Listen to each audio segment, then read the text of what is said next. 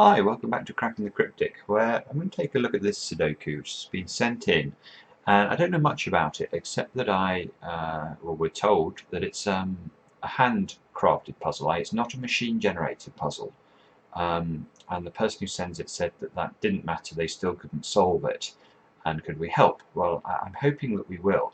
But one of the things I'm going to try and do when I go about solving it is to use the knowledge that it's not a machine puzzle to guide how I'm approaching the solve. Now, this is because you'll have seen when we do some of the very extreme puzzles on the channel, they are almost always designed by machine, and I think that the way these algorithms work is they throw out a set of numbers into a grid and then they brute force solve them and see how many steps it took, and when they get to a magic number they say, well, this puzzle is we would set it a tough or an extreme grade. Now, a handcrafted puzzle, by contrast, will do no such thing. It will have a sort of logical solution path that you're intended to find. It might not be simple to find it. You might have to be quite ingenious to spot the logic, but it should be there, and it's very unlikely to involve anything more complicated than a swordfish, for example, or an X-wing. Certainly we wouldn't see any of the advanced chaining techniques that we've needed in recent weeks. So without further ado, let's talk about how to solve this. So I'm going to try and stick to what we call Snyder notation in doing this puzzle. Now, what do I mean by that?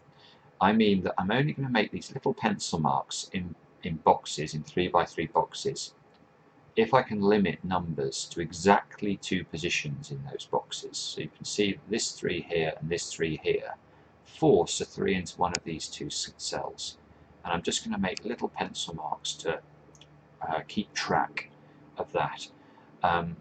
You may say, well, shouldn't I make more aggressive or intensive pencil marks? In my opinion, you shouldn't need to. On any handcrafted puzzle, it's very rare that you need to go further than this basic pencil mark technique. And indeed, this method, if you become proficient with it, should take you through any level of competitive Sudoku. So you can go to the World Championship, and if you're a master of this method, you can be competitive if your brain is fast enough and you just use this technique. So it has a lot to commend it. Right, 4s, 4s, 4s, 4s. So the 4 in this 3x3 block is forced to be here. Ones actually, 1, 1, and this one, meaning in this 3x3 block the 1 is also forced into that position.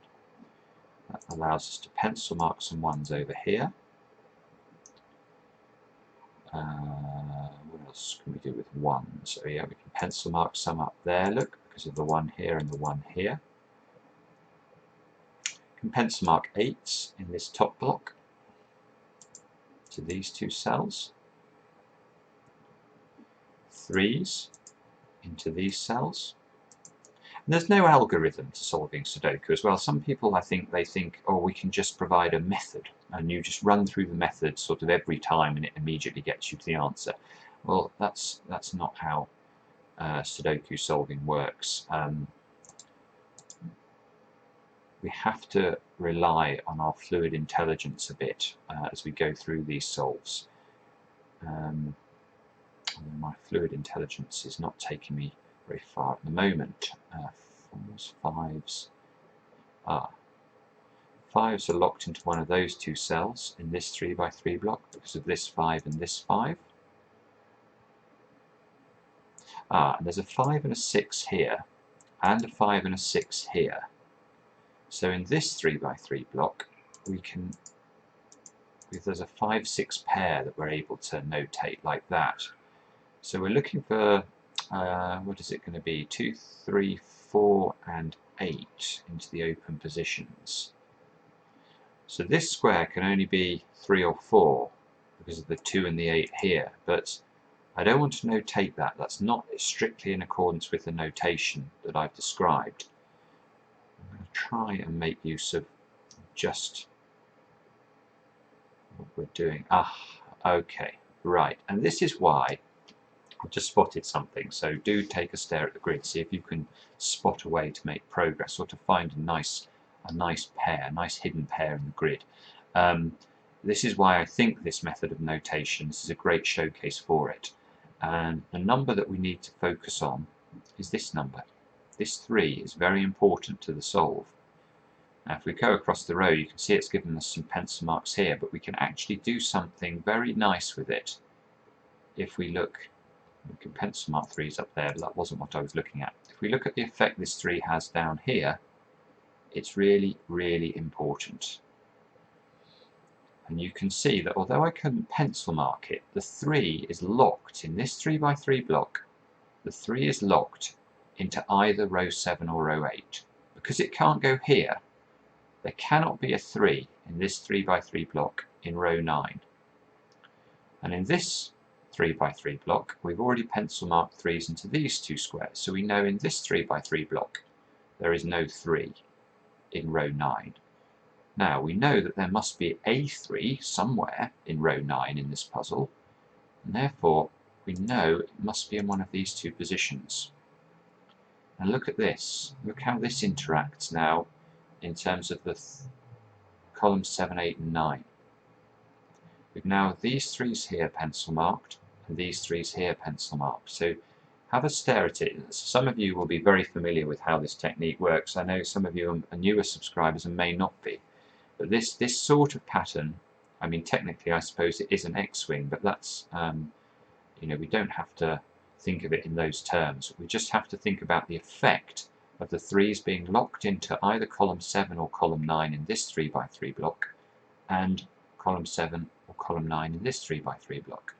So, for example, if this is a 3, we know this will be a 3, and if this is a 3, we know this will be a 3. So we know when we come to this 3x3 block at the top that there can't be 3's in any of these 4 positions, because that will be ruled out by the positioning of the 3's down here. And therefore, where can we put a 3 in this top block? Only in those two positions, and it marries precisely with the 8's. So we find this hidden pair now up here. Now hopefully that's going to be useful. I'm just scanning the row to see whether I can see anything. Can't see anything in the row. Let's have a look at the column. So we still need 1, 2, 5 and 7. There's a 7 here and a 7 here, yes. So in this column there's only one position now that a 7 can go, and that's in that cell.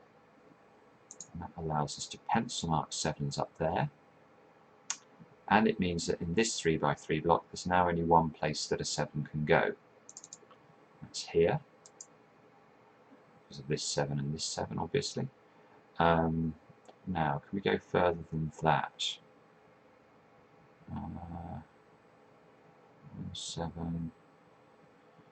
Trying to see whether I can get another pencil mark out of it. Oh, yes, I can. Of course I can. I wasn't seeing this 7 for some reason. 7 there.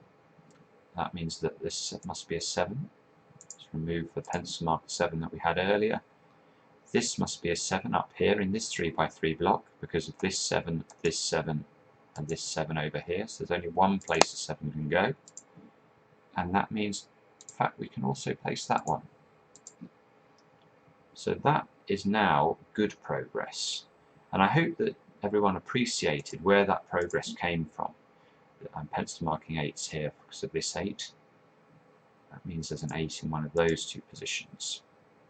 So all of this progress with the 7's came out of the trick we did with the 3 here. And it's this sort of thing that in a handcrafted puzzle, this sort of logic will exist. It will have been designed to be found. And you know, you compare it with a machine puzzle, it would have nothing that beautiful. With a machine puzzle, you just have to, you know, sometimes you have to brute force it.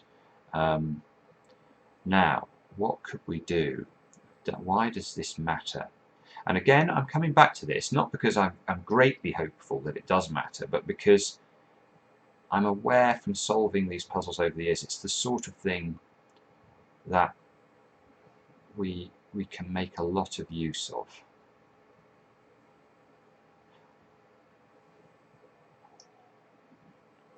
And indeed that is the case here as well. Now we've seen this trick we're about to do occasionally in the New York Times hard puzzle. It's a big fan of this trick. So let's look at this block, and the fact we've managed to find these threes here, and that was the key to me spotting the next step. Now in the next step, what we need to do is to identify another hidden pair. This time we need to note that in this 3x3 block, the numbers 3 and 4 are appearing already in column 8. Now we need to put a 3 and a 4 somewhere in column 7. So what candidates are available? Which cells could we put a 3 and a 4 in? Well, neither of these two, for the reasons mentioned. Look, we have a 3 and a 4 here, so we can't put a 3 or 4 in this square. Let's keep going down the column. This is okay, this could contain a 3 or a 4. This square here can't contain a 3 and a 4 because there's a 4 here and we've pencil marked 3's into these two squares. So we know the 3 is appearing in one of these two squares, definitely not in this square.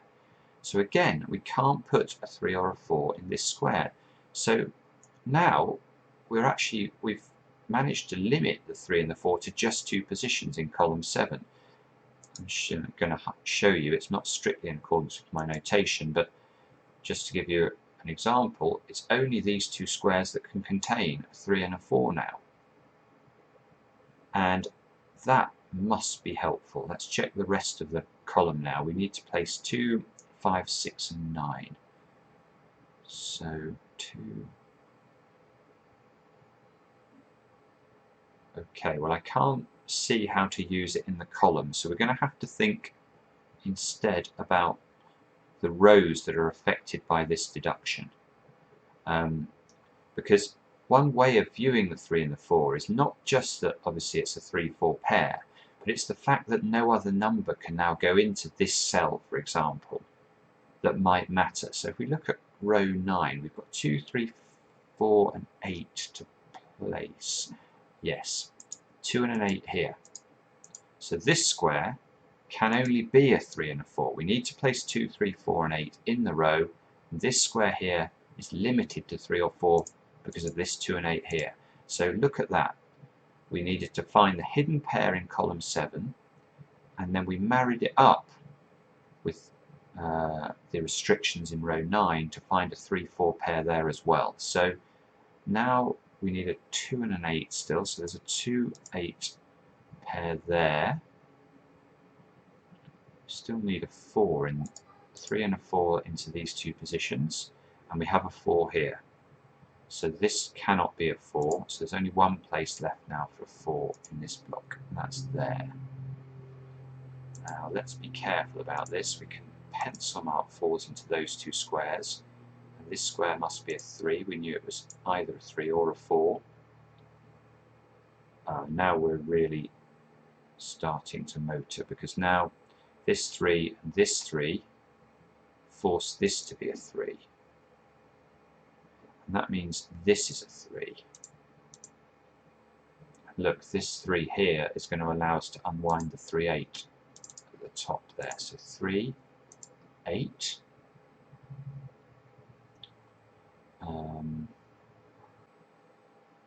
And what else? Well, we can pencil mark, they have a 2 here and 2's here, so we can pencil mark some 2's into those two squares. Oh, actually we can do better than that. There's a 2 up there. I wasn't spotting that. Let's put that 2 in. That locks 2 into one of these two squares. And here's a good trick. Here is a very good trick. I think some people would miss this. If we look at, once I lock these 2's in, I immediately scanned over into this 3x3 block and this 3x3 block to see whether I could lock 2's again into rows 4 and 5 in either of these 3x3 blocks. Because if I can do that, I know it'll match the positions of these 2's.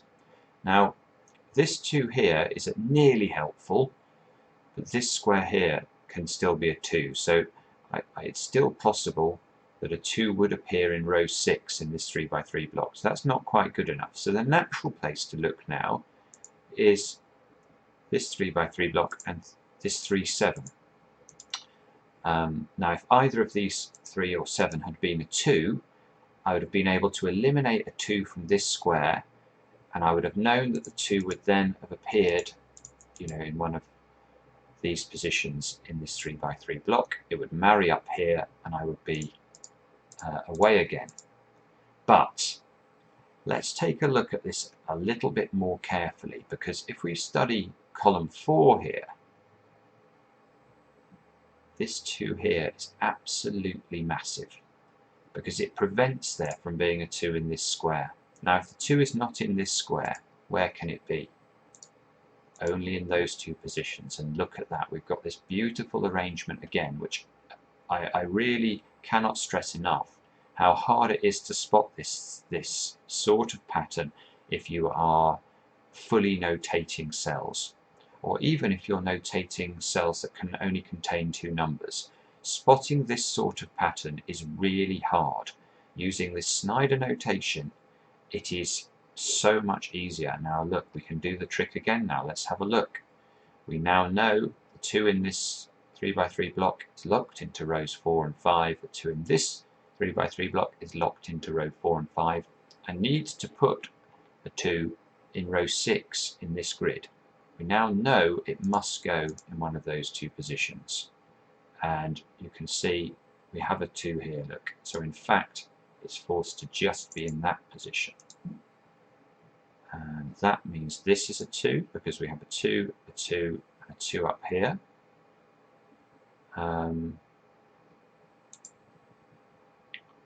That means that we have a 2 in one of those 2 positions. I'm just going to check row 3 again. So we need 2, 6, and 9. No, I can't see how to do that. I'm just check column 1. I need 6, 8, and 9 there as well. Again, nothing doing. Let's check column 3. I need 5, 6, 8, and 9. Okay, yes, so there's something we can do there, because we have an 8 here, an 8 here, and an 8 here. So there's only one place an 8 can go in column 3. That's there. Oh, and in fact, that's taking up, well, it's doing loads. That's probably the puzzle finished now, because that has 2 effects, placing an 8 here. First, you can immediately place a 5 because of the unwinding the earlier pencil marks. And then that means this square here must be a 5, because we have a 5 here and a 5 here. But also this 8 means this must be an 8. It's the only place an 8 can go in this 3x3 block. So all of a sudden we are making massive progress. This must be an 8, this must be a 2. This is an 8, this is a 2. That means this is a 1. It's the only place a 1 can go. 1, 1. We still need to place 6 and 9, I think, in these 2 squares. So we can pencil mark those now.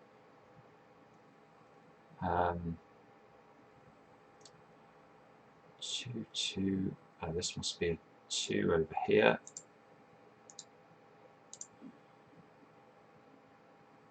1, 6, and 9 across here. We can pencil mark the 1s in.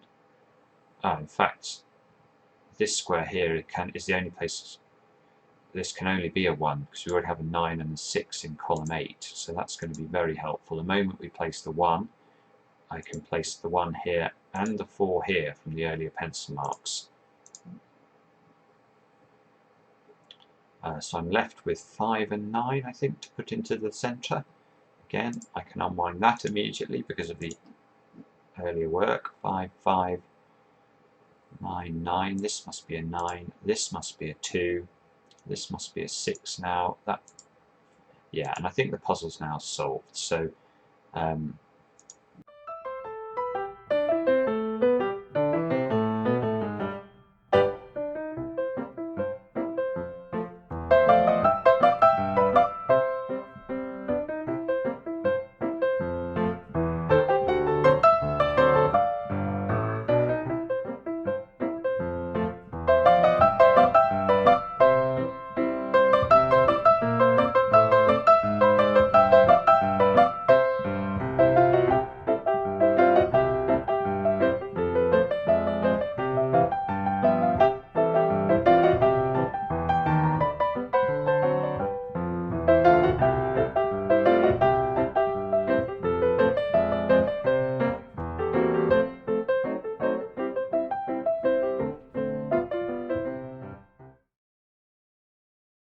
this is going to be a 9. And there we go.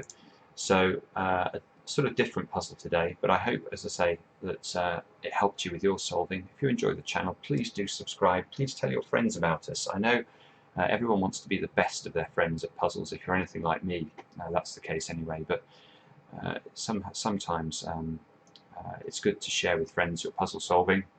And we're trying to get our subs up at the moment, so if you can help us with that, we'd really appreciate it. Thanks for watching. Back soon with another edition of Cracking the Cryptic.